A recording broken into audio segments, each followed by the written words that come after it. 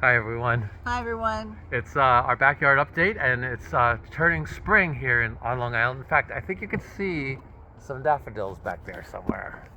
I don't know. Yeah, there they Oh, are. yeah. Oh, nice. And that's kind of our first indication of spring. So I wanted to talk about something fun this week, and I wanted to just get your thoughts on this, honey. So On my thoughts? yeah.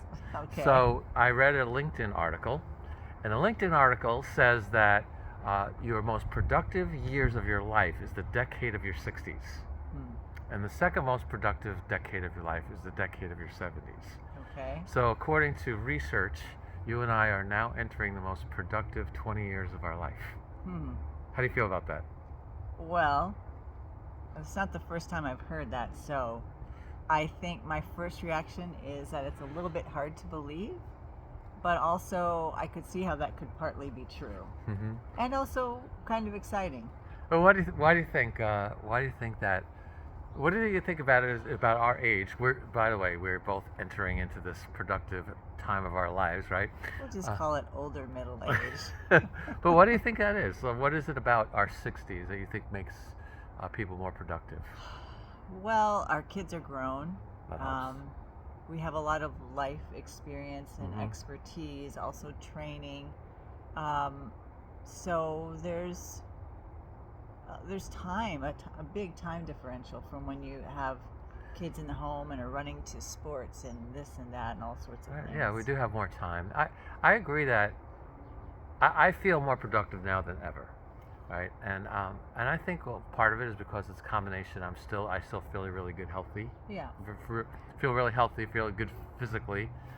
Still going to the gym and working out and feel healthy, but also, uh, like you said, wiser, more experience, combination of training, accumulation of training over the Yeah, years. and we're working smarter, not just harder. Yeah, I also think that you know, I think when you get to our age, you're much less worried, I guess is the word, about pleasing other people, Oh, that's definitely right? true. And so you're concentrating more on the things that you know are the right things, the best things for Mm. you to do, and not so much spending energy on maybe appeasing other people that maybe we're seeking approval from or something like that. Yeah, I think that is definitely true. I mean, I can say that personally for me, Yeah.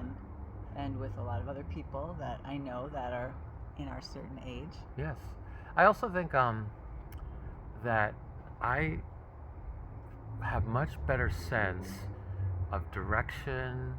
I know what I'm good at. I know what I'm not good at, and I feel like I have a much clearer sense of purpose and direction uh, for the next 20 years. Well, I think that's what I meant when I was saying we're much wiser. Just Yeah. all of the accrued experience Hmm. along with the training, and also those things help sharpen what we believe God's called us to do. So what? Well, what do you want to accomplish? So if we're more productive, what do you want to see happen? Probably more than I have time for. So there's just so many things. I'm really excited about the direction of No Harbor. Uh-huh. And I feel like No Harbor is on a micro level and a macro level because we get to work with individuals, Uh-huh.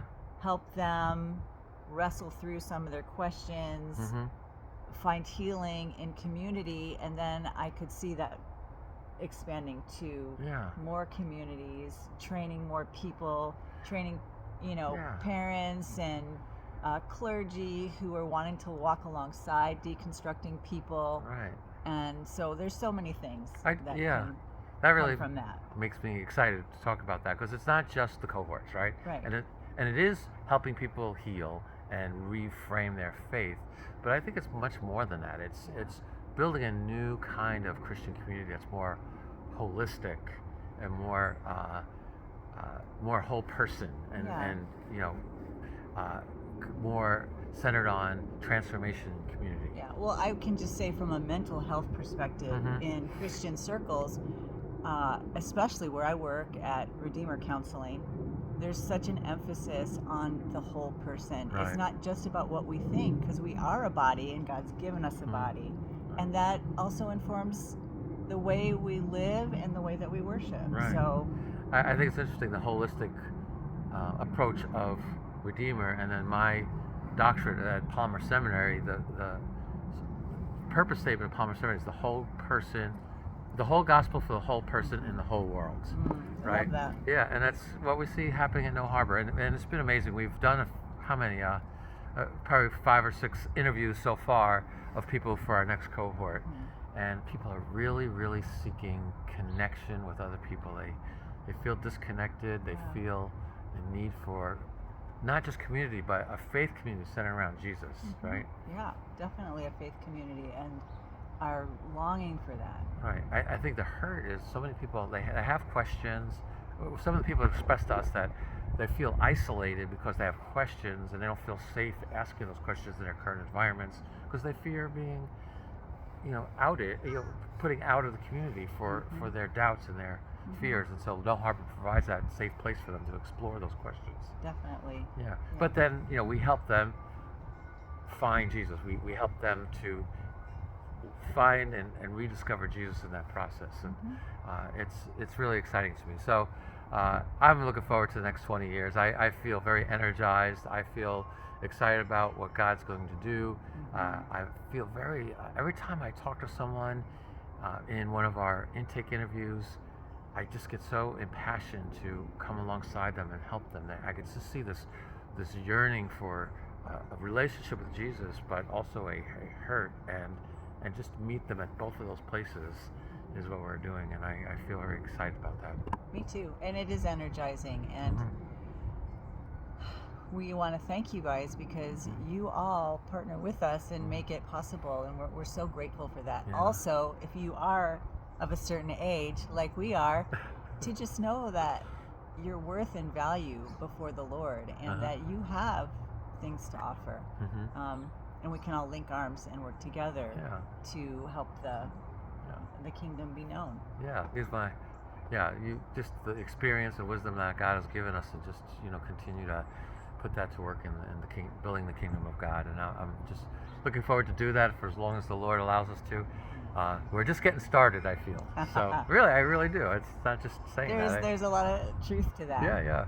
So anyway, thank you so much for your partnership. We are so grateful for everybody, and just privileged to be on this journey together of building something new and something wonderful. So thank you so much. And we want to say, I hope we hope that you had a happy Easter. Yes. Because you'll be getting this after Easter. Right. So Easter is one of my favorite times. This time of rebirth and spring on Long Island, and flowers, and the death of this the winter coming to life, just like the death and resurrection. It just to me it's such a really powerful metaphor, and I just love it. So anyway, thank you so much, everyone. Yeah, thank you, and thank you for giving us 8 minutes of your time. We appreciate that, and we hope that you feel encouraged. Yeah, we'll see you next month. Bye. Bye.